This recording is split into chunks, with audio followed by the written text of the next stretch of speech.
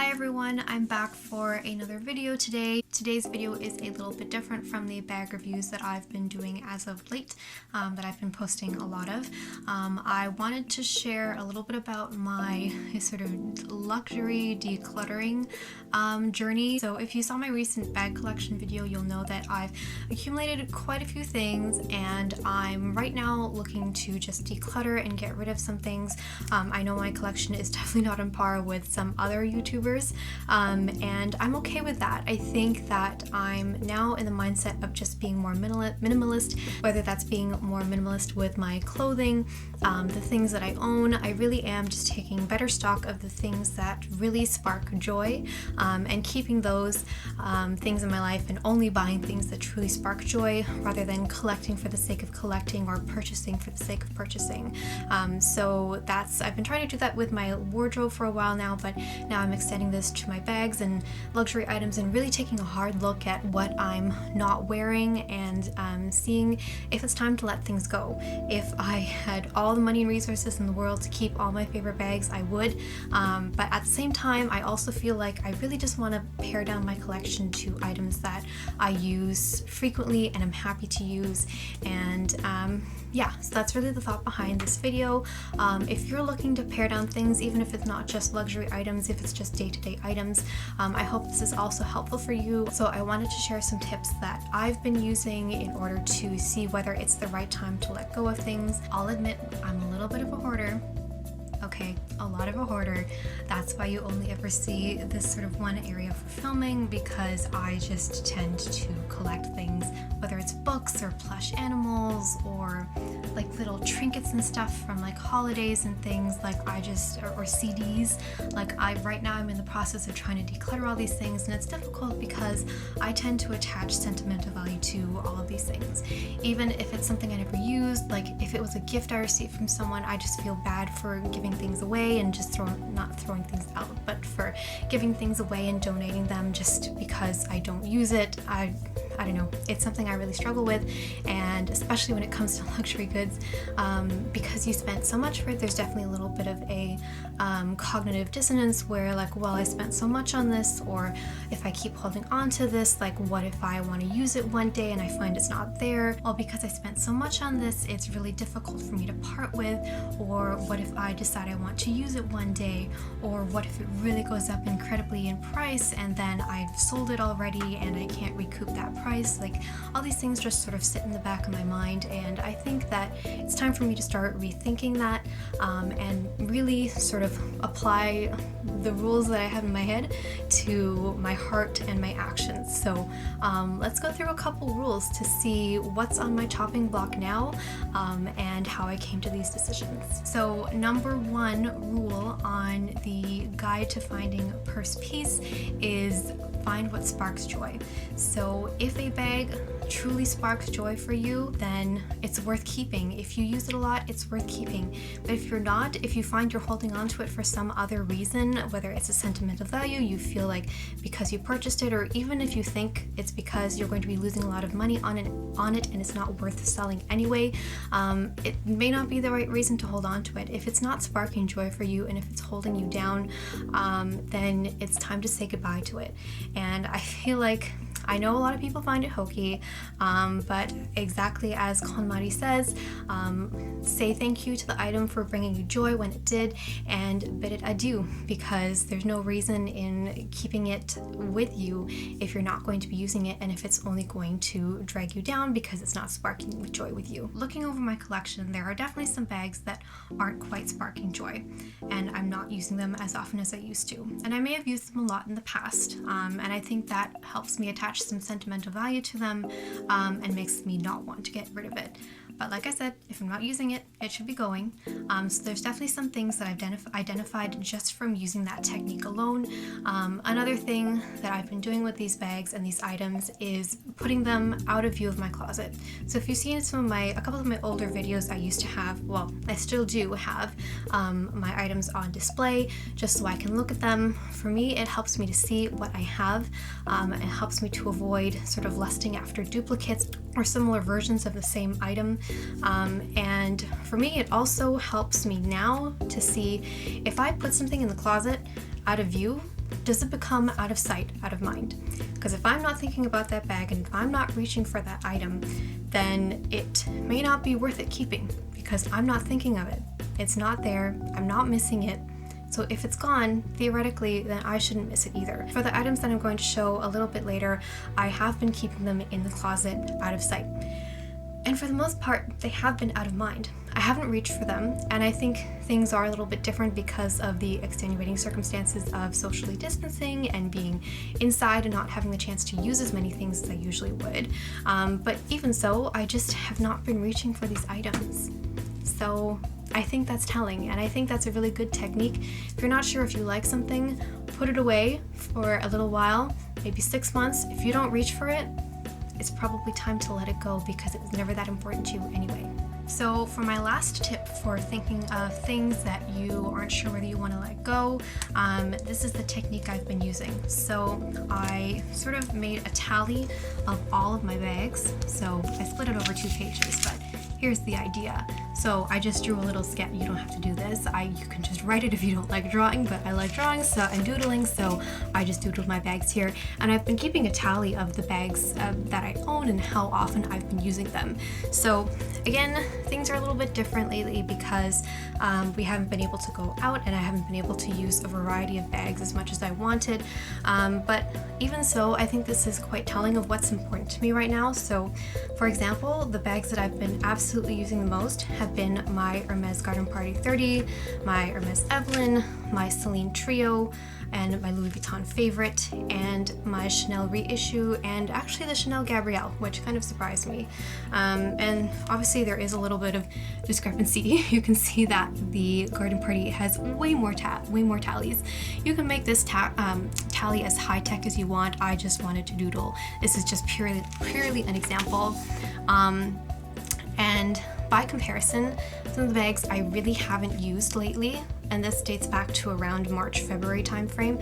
Some of the bags I really haven't used lately have been my medium large flap, my jumbo flap, my Chanel GST, my Chanel Boy, my Louis Vuitton Eva clutch, my Louis Vuitton Keepall, my Prada Vella, my Balenciaga City, my Chloe Drew, my Gucci Disco, and my Fendi Peekaboo. I know that sounds like a long list, and some of these I know I will use once we have a little bit more flexibility to do things what we want, but this tally has been really helpful to me to see what is really important to me in my collection, and this has also helped to inform this chopping block list. So I found that even if my heart is stuck on a bag from sort of tests 1 and 2, does this spark joy, and do I still want it after it's been sitting in my closet for a couple months and I haven't looked at it or thought of it? Sometimes I can still feel an attachment to that bag, but I find this is really telling. It puts it down on paper to see, like, these are things you literally have not touched in months. Seeing it on paper makes it really realistic. It really makes things practical and logical for me to remove the heart, I guess, from that decision and to say that you aren't using this bag, so why are you trying to justify keeping it? And sometimes a bag still survives this list. I actually do want to make a video about bags that I love for some inexplicable reason, but I just don't use. Even though I find more cons to the bag, there's just something about it that I love and I just can't get rid of. So I'm going to be doing a video on that, but the focus for this video is really just the bags that I've decided, based on this system, are no longer useful in my collection, and they're bags that just make more sense to pare down. Let's show my chopping block list. I'll be honest, this list is a little short. There are things that I still am considering putting on the chopping block, and we'll see. I think I'm sort of still going through the trials of those, but these are the items that I feel that I could be at peace with if I were to sell them tomorrow. So the first item is not a bag, but it is a small leather good, and that is the YSL Cardholder in the beige poudre color. So I purchased this because I loved the color. I just love the YSL beige poudre. I think it's really pretty. I honestly don't like the Chanel one that much because I find it to be a little bit too yellow for my liking, but I just love the color of the YSL, and I loved the gold the gold like hardware here, but it has worn a lot. I don't know if you can see that, but it's just, there's a lot of damage to it, and I haven't even used this that much, which really makes me sort of annoyed that even though I've used this like maybe a handful of times, there's just so much wear on the hardware. It is quite stiff, and really the reason that I'm selling this is because I'm not using it. I find I just don't like to use card holders. I find they don't fit that much, they just fit cards, and I like to bring cash with me. So fitting cash inside a card holder is a little bit difficult, so I just never seem to use it, and I think that this will be much better suited with someone else. I know tons of people love card holders and swear by them, but it's just not me.